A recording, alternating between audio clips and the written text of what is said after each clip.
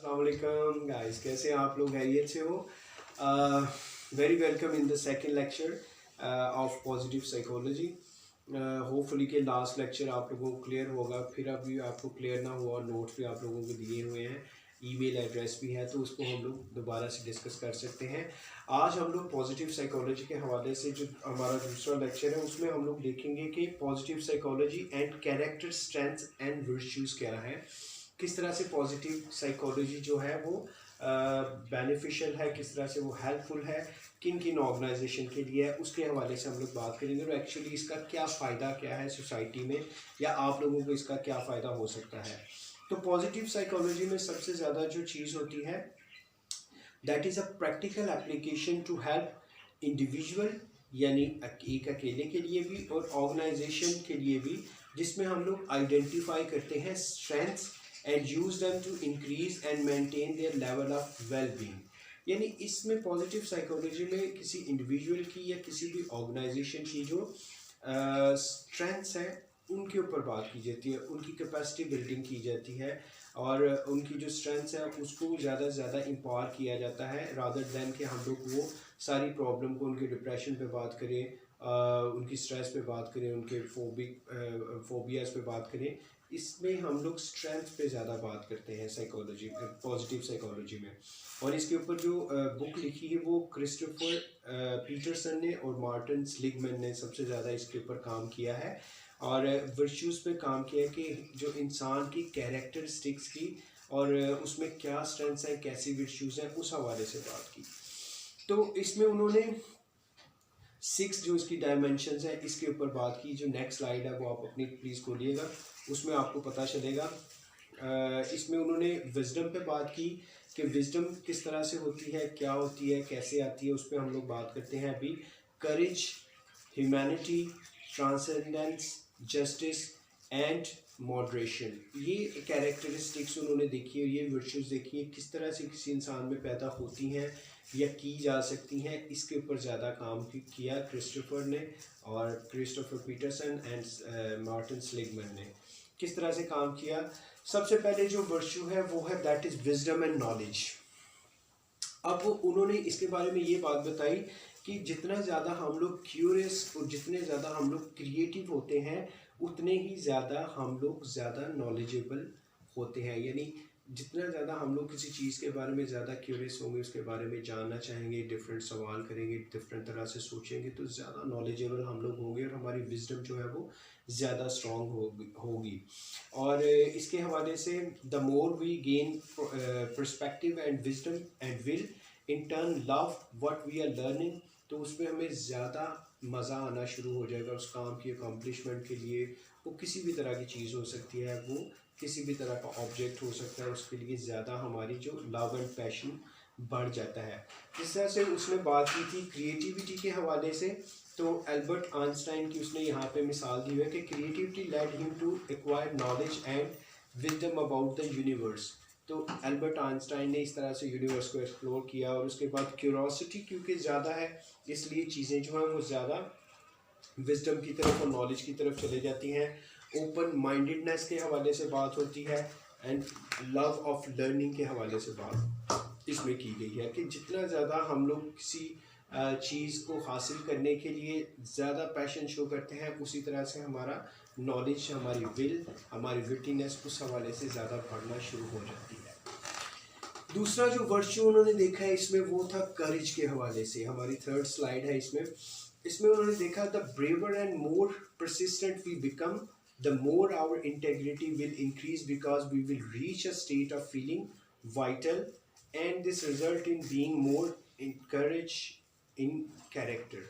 तो इसमें उसने ये डिस्कस किया उन लोगों ने, दोनों ने, कि जितने ज़्यादा हम लोग ब्रेव होंगे और परसिस्टेंट रहते हैं उतना ही ज़्यादा करेज हम लोगों में आता है। करेज से मतलब ये कि लड़ाई झगड़े के हवाले से यहाँ पे बात नहीं हो रही, किसी भी चीज़ के बारे में पैशन का होना, उस चीज़ को हासिल करने के लिए, उस चीज़ को हासिल करने के लिए, उस मुकाम को हासिल करने के लिए जितनी भी ज़्यादा हिंड्रेंस आती हैं, जितनी भी ज़्यादा एब्स्ट्रैक्टल्स आती हैं, उसको किस तरह से ओवरकम करना, किस तरह से उसमें आने वाली प्रॉब्लम्स को कूप करना, और जितना ज़्यादा उसमें करेज के साथ डिफरेंट स्ट्रेटजीज़ को यूज़ करते हुए करते हैं उतना ही ज़्यादा करेज पैदा होती है उस मुकाम को हासिल करने के लिए। तो ब्रेवरी आती है, परसिस्टेंस रहती है यानी मुस्तकिल मजाजी, उसमें कितनी है इंटेग्रिटी, उस काम के बारे में कितनी ज़्यादा आपकी पॉजिटिव विल है, और उसके अलावा वाइटैलिटी के हवाले से बात की कि जितनी ज़्यादा हम उसके लिए एफर्ट्स करेंगे करेजियसली उतना ही ज़्यादा वो चीज़ हमारे लिए आसान भी हो जाएगी और मज़ा भी आएगा उसमें। उसके बाद वर्चू ऑफ ह्यूमैनिटी के बारे में इसकी नेक्स्ट स्लाइड में बात की। तो इसमें उन्होंने बताया कि जिस तरह से ह्यूमैनिटी को किस तरह से कैटर किया जाता है। ओपरा विनफ्री बड़ा ही मशहूर है कैरेक्टर, मतलब वहाँ पे अमेरिका में वो एक लेके आती है अपने डिफरेंट जब अपने मेहमानों को, तो उसमें वो सिंबल ऑफ वर्चू वहाँ पे देखने को वो कहता है ह्यूमैनिटेरियन के हवाले से काफ़ी ज़्यादा वहाँ पे देखा जा सकता है कि उसके हर शो में she approaches her guest with respect के साथ अपने जो गेस्ट है उसके साथ चल रही होती है। उसके बाद एप्रिसिएशन साथ साथ चल रही होती हैं, और इंटरेस्ट यानी सोशल इंटेलिजेंस के हवाले से चीज़ें डिस्कस हो रही होती हैं। She practice kindness through her charity work, और किस तरह से वो अपनी चैरिटी के लिए लोगों को उस तरफ लेके आती है। तो इसमें हम लोग देख सकते हैं कि जिस तरह हम लोगों ने पहले बात की कि कितना ज़्यादा उसमें करेजियसली चीज़ों को देख रही होती है, किस तरह से नॉलेज उसके पास है वो चीज़ों को उस तरह से डील कर रही होती है। तो इसमें लव, काइंडनेस, सोशल इंटेलिजेंस, ये सारी चीज़ें शामिल होती हैं कि जितना ज़्यादा वो स्ट्रॉन्गली इन चीज़ों को साथ दे के चलते हैं, वर्चू ऑफ ह्यूमैनिटी अगर उसमें ज़्यादा होगी किसी भी इंसान में, तो अपना वो मुकाम या अपना गोल जो सेट किया गया है उसके हवाले से वो ज़्यादा परसिस्टेंट होगा। उसके बारे में वर्चू ऑफ जस्टिस के हवाले से बात की। यहाँ पे मैंने कायद-ए-आज़म की एक मिसाल कोट की है कि जब इंडिपेंडेंस मूवमेंट चल रही थी, ब्रिटिश रूल जब इंडिया में ब्रिटिश कर रहे थे, तो वहाँ पे जस्टिस के हवाले से आवाज़ उठाई गई हिंदुओं के लिए, मुसलमानों के लिए। तो कायद-ए-आज़म ने आवाज़ उठाई कि मुसलमानों को जस्टिस दिया जाना चाहिए, यानी हर चीज़ में जस्टिस होना चाहिए, उनके रिलीजन के हवाले से, उनके ऑक्यूपेशन के हवाले से, उनके कल्चर के हवाले से, और बाकी जो सारा उन लोगों का एक अपना स्टेटस है उस हवाले से। तो ये करेज के हवाले से बात की कि जितना ज़्यादा strengths the accompanying this which include those that build a healthy and stable community। Okay तो अभी हम लोग बात करेंगे value in action inventory of strengths की, VIA के लिए हम लोग बात करेंगे। अपनी स्लाइड आप लोगों के पास ये होगी।